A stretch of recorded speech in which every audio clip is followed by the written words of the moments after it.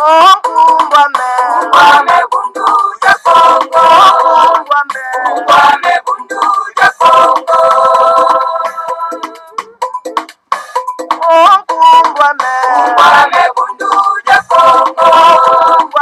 Ungwame bundu ya Kongo. Okikole Kole kukongo ya mwenyika.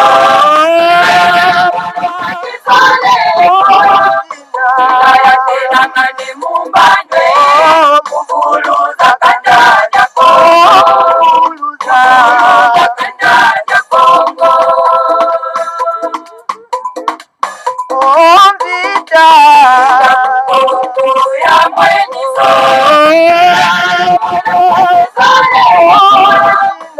Kaya tela mane mumbandwe. Mwana pita kukongo. Mwana pita kukongo. Okiaje Kongo ya mwenyika.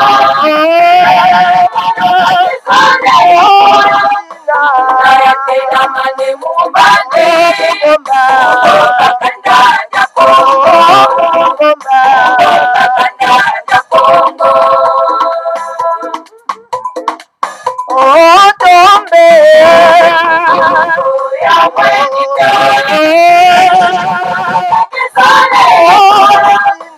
Kaya tela mane mumbandwe. Kandanya Kongo.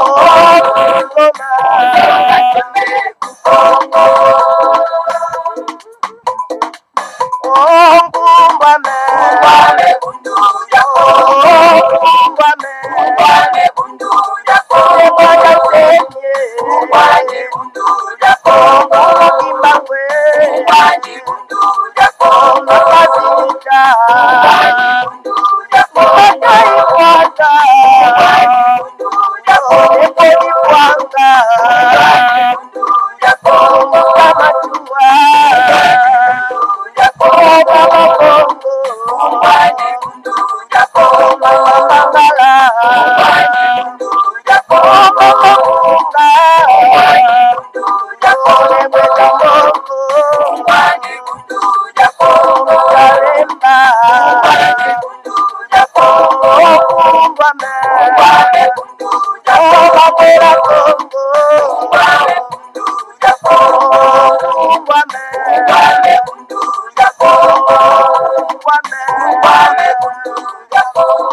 Matondo mingi bama batata bandeko balandi ya Congo bololo balandi ya 3 fois W Radio Kachupa.com tarabiso wana toye lisusu en tout cas na après-midi ya lelo pambate lelo ezali ya solo pena mokolo mwa mposo mokolo mwa tukumi bale na mibale ya sanza libwa mobwa koto mibale na zomi na mwambi tokomi bongo na ngonga ya zomi na mwambi na miniti tukumi sato bama batata bandeko bana lisanga timati et voilà en tout cas bama batata bandeko tozana bino pona 30 minutes seulement bama batata bandeko na cadre ya mobilisation sensibilisation bama batata bandeko bana lisanga timati et pas en tout cas tozali kopesa bino ba yenge ba mbote pe ba losako na bino banso bama batata bandeko bana lisanga timati ezali wa bino mbute bopele bobana ingi koloba malamu koloba epa wapi tokei komata solo pena na ngomba ya Kaila bama batata bandeko kuna na Mbanza Congo en tout cas ezali ancienne capitale n'est-ce pas ya royaume ya Congo bama batata bandeko epa wapi tokenda komata kuna na motane ya Kaila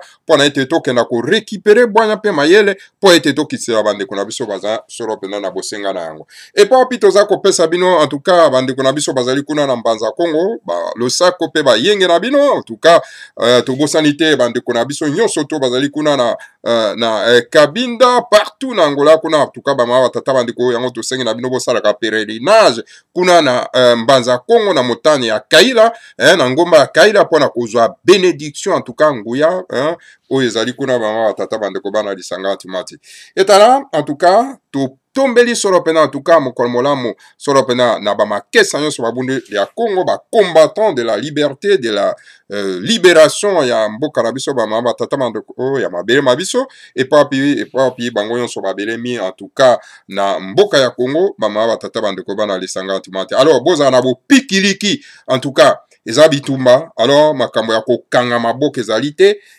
ya kozala na mawa ezali te esengeli kozala na bopikiliki topesi bino banso bayenge mpe tosengi na bino ete bopikiliki ekoka kozala bamama batata bandeko topesi bayenge na biso na en tout cas bacadre nyonso tu ya Bundudu ya Mayala oyo ezali parti politique ya komba mpona kolongala solo mpenza en tout cas bamama batata bandeko mboka na biso solo mpenza na pasi oyo ekoti nango bamama tata bandeko parce que na kati ya mboka wana yaka un seul parti politique oyo ezali solo mpenza kobundisa baoccupant oyo ezali kobundisa la occupation bamama tata bandeko se Bundudu ya Mayala epaka mpe naza kopesa bacadre nyonso tu ya Bundudu ya Mayala na Kinshasa na Congo central un peu partout na Kabinda na Luanda na Mbanza Congo partout solo mpenza en tout cas wana mikili Maputo bayenge mpe balosako na bango banso bamama batata bandeko.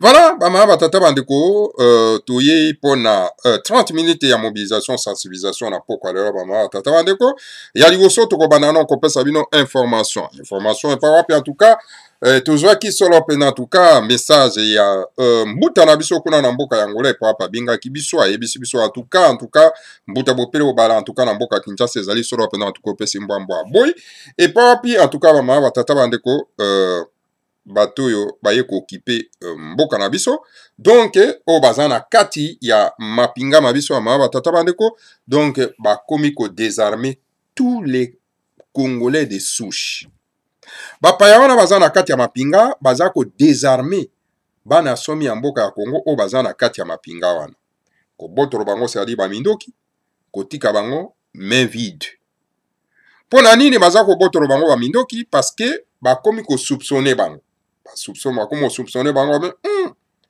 alors les rouvant les choses nde makambezo ko kende ba Congolais baza na kati ya mapinga oyo ba ko risquer bazwa prise de conscience ba yebisi bango na bato baza ko soutenir bango ba ma batata banoke non faites attention parce que ba Congolais baza na kati ya mapinga baza ko zwa conscience bazo zwa conscience bazo mona ke bato yo bapaya oyo baze kosakana na biso seulement baye kosakana biso mpenza na kati ya mboka bakomi kozwa conscience alors bango bamoni danger wana alors bakomi kodésarmer bango kobotolo bango bamindoki kotika bango pamba te bamoni ete conscience ekomi okotela bango tala situation tozali nano de l'autre côté ale bakomi kosatake sikoyo na bakuluna bakuluna eza bana bamama batata bandeko ezali bandeko na biso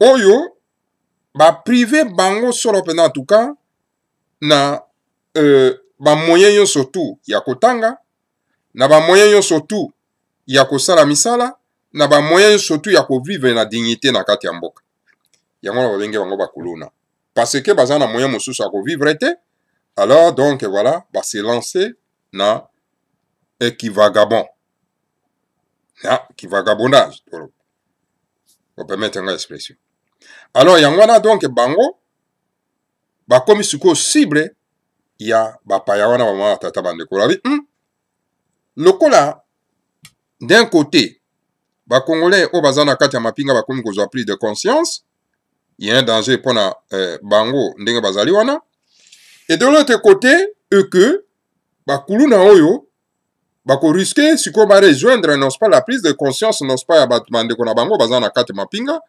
alors bakoya kokoma danger pona bango oyo bazo kokipe mboka na biso ya tata manda. Alors maintenant ba lancer ce qu'on appelle l'opération Likofi pona ko nettoyer, ko détruire, ko décimer bandeko na biso oyo bakomisa bango bakrocharde bango na kati ya mboka mama batata bandeko. Voilà danger oyo population na biso ezali vraiment kosala face na bapaya oyo baye na kati ya mboka mama batata bandeko. Et situation wana nyonso to eza kosala mama batata bandeko na miso ya Nations Unies, na miso ya donc il y a Organisation des Nations Unies. Parce que tu yebi que Nations Unies azali à peu près na ba 20 000 hommes na kati ya mboka ya Congo ma tata bandeko. Et situation misérable oza koleka na kati ya mboka oni azali wana. Alors oni mission na ye na kati ya mboka ezalaki nini pona koya ko assurer sécurité ya bana somi ya mboka ya Congo. Mais voilà, oni n'assure pas la sécurité ya bana somi ya mboka ya Congo. Oni aza ko assurer sécurité ya ba occupant o ba ye na kati ya mboka na biso. Alors ba ma tata bandeko ezali très grave. Oh na kati ya mboka na biso ezali pour la première fois na création ya Nations Unies motango ya 20 000 hommes na kati ya mboka songolo pona kokenda ko assurer sécurité ya baimboka. Ezaka ke pana biso na Congo. Metala mboka ezali na kao. Pona nini parce que bato yo baza ko tia terrorisme na kati ya mboka. Bazo zo bénédiction n'est-ce pas? Ya Nations Unies. Voilà, esika tozali ba ma tata bandeko. Oyo kaka ce qu'on appelle l'épuration ethnique. Oyo kaka ce qu'on appelle le génocide. Yango salema kati ya Congo. Et génocide wana ezoko salema na miso ya l'ensemble de la communauté internationale, na miso ya Organisation des Nations Unies. Et sengeli to interpeller l'Organisation des Nations Unies. Azoko sala complicité avec les terroristes na kati ya mboka na biso ya maratata bana na kati ya République démocratique du Congo. Et sengeli to interpeller l'Organisation des Nations Unies. Eza malamu te. Ba maratata bana. Alors, de l'autre côté, bama batata bandeko, et sengali suko to interpeller ba imboka, bandeko na biso. Oui, effectivement, boza ko zangale mususu information. Oui, effectivement, bandeko na biso baza ko se lancer vraiment na ko pesa bino information te. Oui, effectivement, bandeko na biso baza ko sensibiliser bino te. Oui, bandeko na biso bazo kosa bino na mabunga bama batata bandeko. Oui, bandeko na biso baza ba journaliste bien sûr, bango donc bazali kaka na likanisi moko mbongo. Alors donc mbongo na kopesa bino ba fausse information ya koyeba ko sensibiliser bino te ba tata. Kasi biso na Congo bololo toye po na koyebisa bino. Koyebisa bino ete mboka ezali na occupation. Mboka ezali na colonisation. Et celui qui a lancé le mot d'ordre na kati ya mboka wana, puis a telemi po na ko mobiliser ba imboka, po te bata la danger za na face na bango se fumba danse. Avec Bundu ya mayala ba ma tata bandeko. Alors, na yango ba ma tata bandeko, esengeli sikoyo biso to transmettre les messages. To transmettre le message. Tika na yebisa bino loko moko. Boyebi na kati ya Zamba, il y a des conflits na kati ya Zamba entre banyama. Conflit makasi za na Zamba so boke na Zamba bongo na wa conflit entre banyama. Ya kosakana te ba ma tata bando. Okomona ba kosi na périmètre culturel na bango ba kolinga te ete banyama mususu lokola basombo baya kosa jardin ya ko pénétrer na kati ya périmètre na kati ya périmètre na bango ba mawa tata bandeko bana lisonga timati. Alors donc yangwana bomoni ba mawa ba tata bandeko nyama oyo azali nyama oyo aza na raisonnement lokola biso bato te, mais aza solo pena ba mawa tata bandeko ko défendre périmètre culturel tout le banaye. Périmètre culturel tout le banaye. Mais biso tozali incapable ya kosala yango. Okomona esika mokombo so azali akolinga te nani ata girafe aileka wana epai na ye aye kotia désordre akobundisa bama batata bandeko. Ozomona alors sikoyo biso bato tozala incapable, n'est-ce pas, ya ko défendre espace culturel na biso. Et ça grave. Bangala bazali incapable ya ko défendre espace culturel na bango. Bamongo bazali incapable ya ko défendre espace culturel na bango. Congo bazali incapable de défendre l'espace culturel na bango. Tete la bazali incapable de défendre l'espace culturel na bango. Luba bazali incapable de défendre l'espace culturel na bango. Nande Lokele, Bembe, Fural, bazali incapable de défendre l'espace culturel. Et ça grave.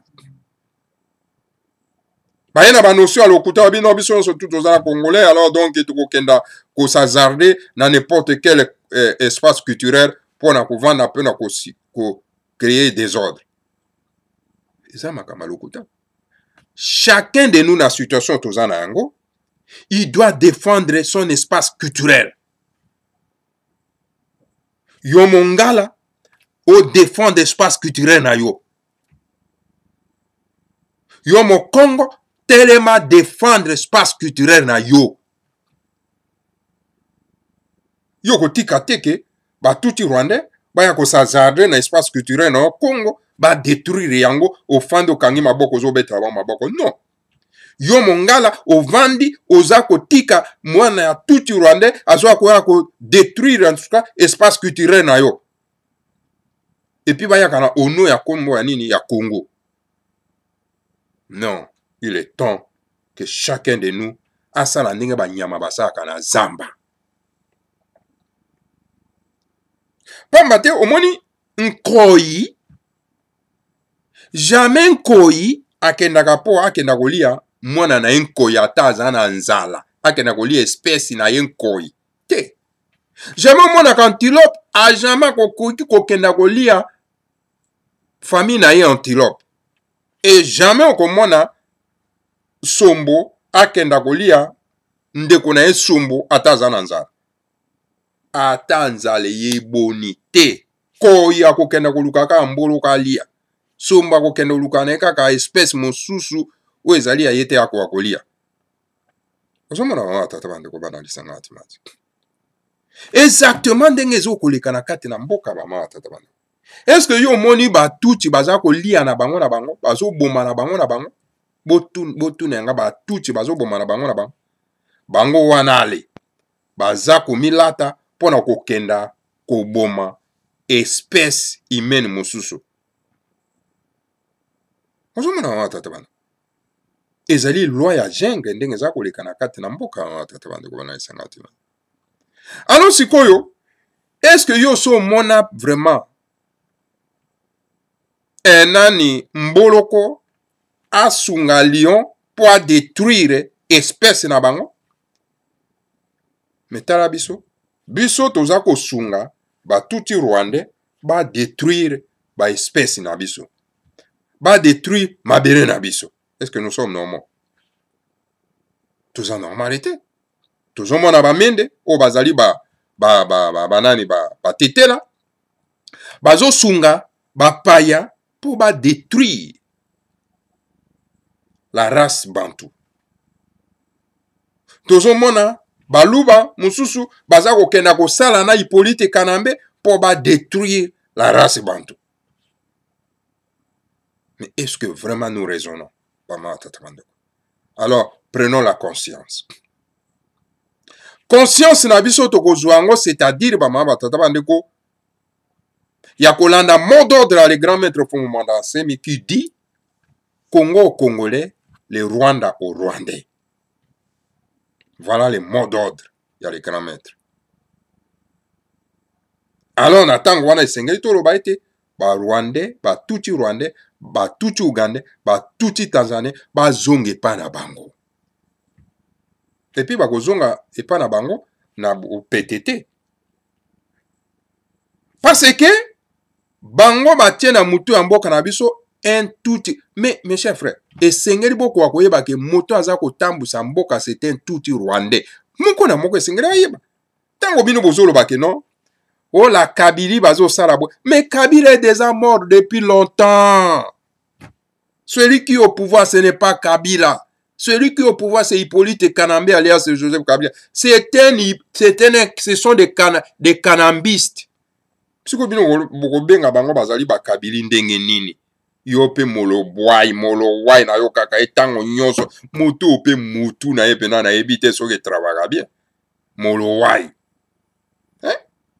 Yo kobenga bato wana Kabila ndenge nini? Kabila sa kufa ba boma ye na ba tuti rwandais. Akende na ye. Alors le tuti bazui pouvoir na kati na mboka na biso. Eza kotambusa na Kanambe. Donc il faut appeler les kanambistes. Les kanambistes, s'il vous plaît. Ezali ba Kabilité. Est-ce que yo moni bato ba Kabila banda ko sala na bango bazawana? Hein? Bazawana? Bazawana te. Donc il n'y a pas la Kabylie là-bas. Il y a des kanambistes, c'est-à-dire que des tuti rwandais bayi ba fani na mboka na biso na ndeko na bango Hippolyte Kanambe ba tie wana et bazui mwa ba kolabo moko ya bana somi ya mboka Congo bazo travailler po basunga bango po na ete ba détruire la race bantu. Sikoyo kobenga Kabila ndenge nini ba mwa tata bande. Et c'est là que biso tozolo bake bato baza ko se prétendre que bazali ba journaliste engagé ou que bazali bato oyo baza ko sunga occupation. Bazo sunga occupation. Baza ko se prétendre que baza ba journaliste engagé. Baya ko bombarder bino makamba lo kuta na kati na ba chaîne na bango na ba télévision na bango ma tata bandeko. Et sengeli to dénoncer yango avec farouche ba ma tata bandeko. Pona nini bino ko fungola misote. Parce que bato penda bazali on creux na kati ya mabe na bango. Oyo bazali ba journaliste engagé jamais ba ma tata bandeko ba koki jamais ko là, se ponze na bango po ete bakenda ko accompagner donc ba occupant ya mboka na biso na nzela ba mapona mi ya lokuta mama tata bando. Et vous dites ça, vous ba ki bato wana baza ba journalistes engagés? Vous appelez ça, ce sont les journalistes engagés? Mais bino pe bo fungola miso. Hein? Bo fungola pe miso, bo comprendre pe makambo. Comment vous pouvez la pongi na ndengo na mama tata bando jusqu'au 21e siècle? Bolamoka. Bolamoka, ce sont les gens oyo balati poso ya meme baza bankosi balati poso ya meme pona kwa ko kosa bino. Bazo kosa bino na ba occupant tout rwandais et puis bazu bande ko na biso ba sombi bango na mbongo po baya isusu ko kosa bino de l'autre côté. Alors biso toza koya kolamusa bino ba tata bandeko ete mboka ezali occupé et que toute personne et tout journaliste soit se prétendre que non azali un journaliste engagé et que leloyo azako sa jardé po ete akena ko sala campagne na maponami oyo ba ma tata bandeko ba occupant bazako organiser, c'est un traître à la nation. Akoko lo bateka azali mwana mukolo lopango lokuta po bato balobi ke bazali ba kolo lopango bakoki jamais ko accompagner l'occupation. Nous sommes occupés. Nous sommes colonisés par ces individus au bautide ba contré et belé mama batata bandeko. Ponani ko distraire ba. Et sengeli bato bazawa journée s'engager ba simba flambeau yako frapper très fort na nzela maloba yako frapper très fort na nzela makomi pour être toko kasoro pena ko sila na occupation mama tata bandeko. Mais accompagner l'occupation na nzela maponya me ya lokuta, donc vous êtes des traîtres à la nation. Des traîtres. Vous savez traître. Et c'est pour cette raison mama tata bandeko beaucoup ko détecter bango très bien. Ba pesa bango mot d'ordre. Bokoloba nyonso kasi boloba likambo ya moto moko te oyo atelemi pona ko libérer bino. Moto ango nani fo momanda se. Botanga komo na ete. Vous pouvez parler tout. Et les instructions ba pesa bango. Ba pesa simplement pas seulement que les journalistes, ba pesi pe na ba politicien. Botala ba politika era nyonso. Est-ce que bon moni moko azoko tanga komba pour mandaser? Et peut-être pour mandaser, c'est un député national. Oyo bakangaki illégalement batie na prison grâce non pas na force ya bakulu et que les grands maîtres pour mandaser mi abima na prison ba ma tata bandeko. Est-ce que bon moni ba politicien wana bazako tanga kombo na? C'est parce que bazwa instruction. Bokolo ba nyonso alors kasi boloba pona moto te parce que moto yo aye pona ko défendre bino pona ko longola bino na pasi ba ma tata bande. Donc ce sont des complices. Ce sont pas les gens qu'il faut suivre ba ma tata bande. Boti ya bango contre mire. Bino ba journaliste oyo bozwaka chance li tomba ya kokuta na bango. Botuna bango mituna. Oui mais tout le monde a bino bolobaka.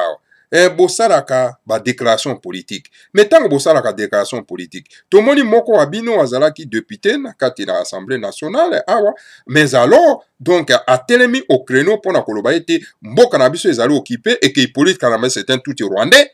Alors donc bazuye ba koti ya makala illégalement, alors donc abimi, alors depuis abimi, alors donc azo continuer ko sala ba déclaration.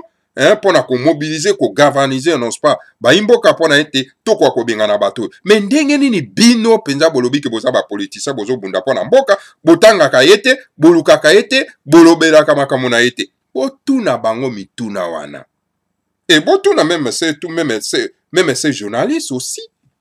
O balobi ke bazali ba journaliste engagé. Bazali bana kolo lopango botuna bango mituna wana ma tata bandeko boko mona bako beta minoko lokola bambwa bako beta minoko lokola bambwa ba ma tata bandeko hein parce que bango ba pesa bango instruction amon biso toza libre ba pesa biso instruction mon côté. Nous parlons de la personne à qui oaza ko bunda bitumba ya mabele hein.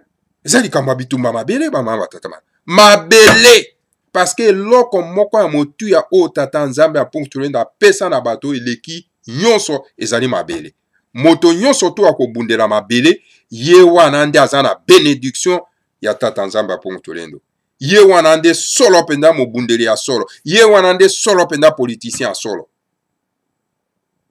Voilà ba mama tata bandeko bana isangati ma nomoni bandeko mozo wa robe abime ah bino bozolo ba kaka kasi bayo pe bazana kati ya bundu dia mayala kasi babenga kaka Hippolyte Kalamba kaka na komone ya lokuta Joseph Kabila et pourtant bazali ba makesa nga yesu abino un vrai kesa un vrai combattant ba tata bandeko bana isangati manti et sengalata elimu ya le grand maître Fumumanda Nsemi. Donc ce qu'on moni moto oyo azo lobela kombo ya Fumumanda Nsemi et komoni na kombo na ba komi Jean Roger hein komoni kombo na ezali André donc il n'a pas l'esprit ya Fumumanda Nsemi. Il parle de Fumumanda Nsemi mais azan esprit ya Fumumanda Nsemi te. Voilà ba ma tata bandeko.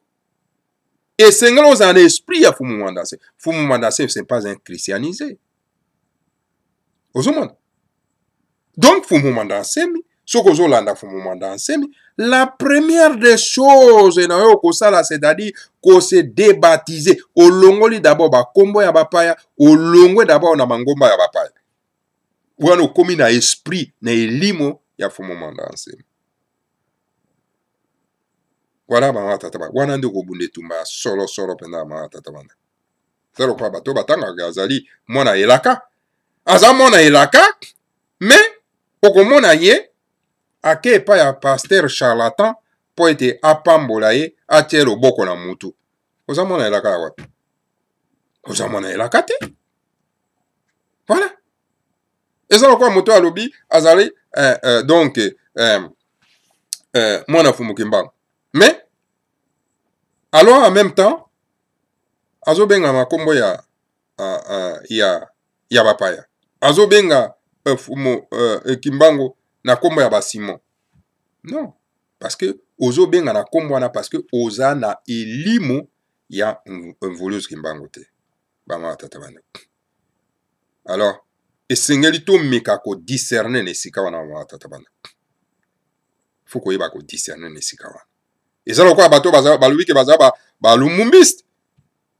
Mais au commun, na kati na bango, bazan na elimu ya lumumba te. Moto azan elimu ya lumumba. Agwe ko accepter te ke mopaya aya akonza bango azana moto ya mboka et que abasala na ye po ete a détruire mboka na bango. Pendant que Lumumba qui se battait pour la souveraineté. Ce que yo okei ko salana mopaya. Est-ce que vous défendre la souveraineté en mboka?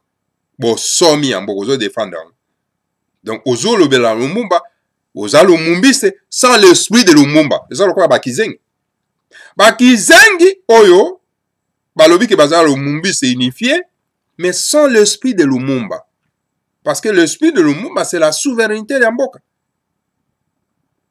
C'est quoi est-ce que Kizengi asaina Hippolyte Kalambe mopaya akena Congo central pona ko kanga instrument ya kwatulendo to bengi bundu ya Congo yo koyebisa ngai ke Kizengi azali na esprit ya Lumumba. Non, il cite que le nom ya Lumumba sans esprit de Lumumba. Il y a des choses.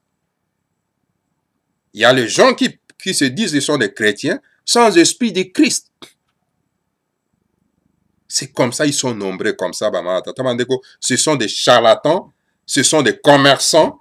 Alors, bazoko tambola kana kombo ya bato, sans l'esprit ya kombo ya bato wana bana lisanga atimati.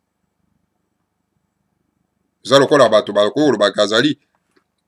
Donc, Molandi Amatel était king. Sans esprit Amatel était king.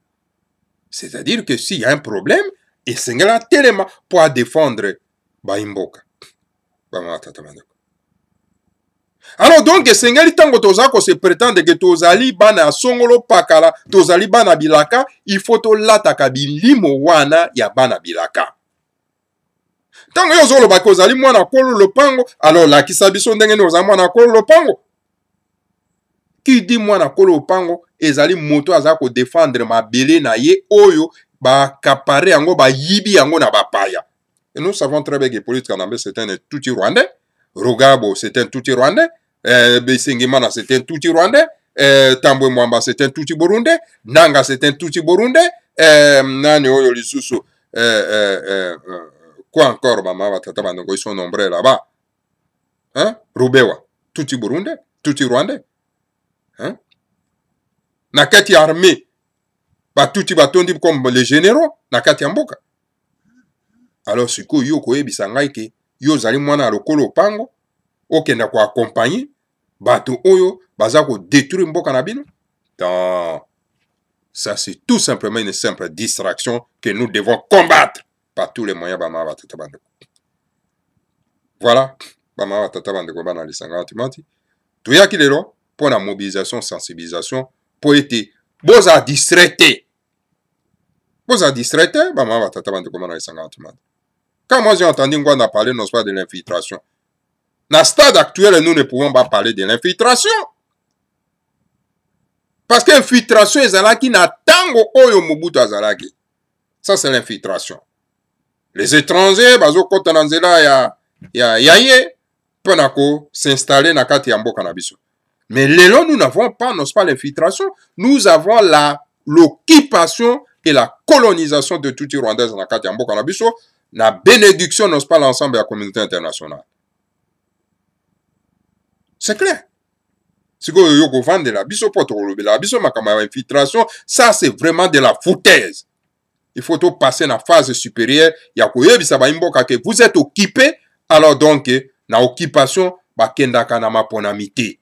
L'occupation, bengana kango na maponamité. Mboka nyo surtout ezalaki occupé, jamais baleka na stade ya occupation. Seulement par le soulèvement populaire. Bota la tango tozalaki na occupation belge. Est-ce que bande konabiso bakendaki na nzela maponami? Non. Le 4 janvier 1959, les gens sont passés par le soulèvement populaire pour na été bakoka kozwa gain de cause na bango pour bazwa indépendance. Siko tango moto bozana moto oyo atelemi faut moment d'ansemi, azoko yebisa bino en détail l'occupation, la colonisation toute rwandaise et zawana et que la meilleure façon que aussi sa occupation, colonisation wana ezali donc par le soulèvement populaire. Bino bato bolu que vous avez ko mabel et c'est que récupérer slogan wana Congo congolais, le Rwanda rwandais. Siko vous récupérer te. Siko yo boko lobate makambo ya mutu azako loba bo sembo pour n'être to ko se libérer. Alors, donc, vous allez complice. ya mboka na biso bamama batata bandeko bana lisanga timati. Voilà, bamama batata bandeko bana lisanga timati. Oyo nayaki mpona kopesa bino comme mobilisation po boza distraite bamama batata bandeko na poko lelo yango wana. Alors donc boza toujours à côté lema. Mutu moko ya kolobela bino makambo mpona mite. Kasi ya soulèvement populaire. Poto benga na bato wana. Mboka ezali okipe. Mboka ezali colonisé. Bamama tata bandeko. Que le Seigneur à Congo vous bénisse tous. Bénisse Fumomanda Asemi. Et bénisse la République fédérale du Congo. Ingeta, Ibobo, Ibobo. Ongwame bundu ya Congo. Ongwame bundu ya Congo. Ongwame bundu ya Congo. Ongwame bundu ya Congo. Okinkole Kole ku Congo ya mwenyika. Ngayatelangane mumbandwe. Mufuluza kanda ya Congo. Mufuluza kanda ya Congo. Ombita Congo ya mwenyika.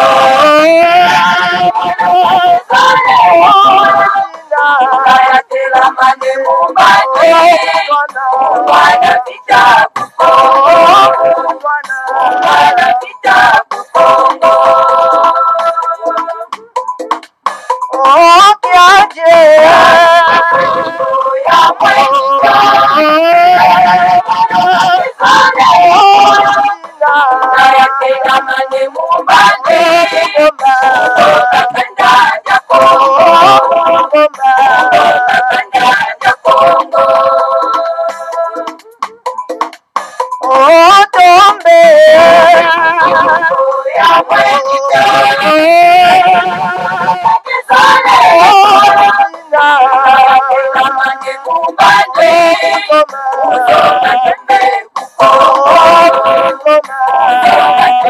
ku Congo.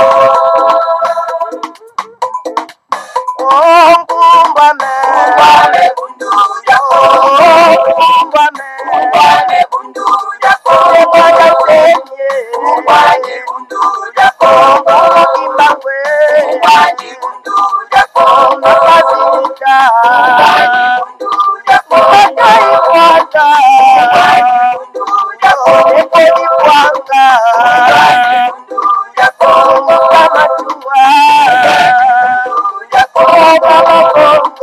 Ongwame bundu ya Congo. Ongwame bundu ya Congo. Ongwame bundu ya Congo. Ongwame bundu ya Congo. Ongwame